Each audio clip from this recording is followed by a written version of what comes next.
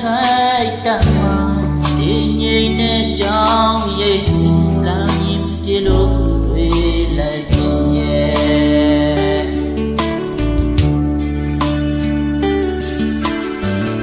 ခြေနဲ့ကလေးတို့ရုပ်တရက်ထားပြန်စေ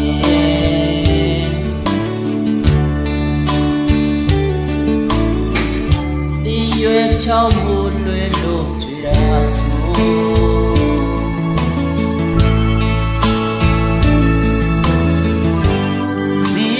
တော့မတမဲတာ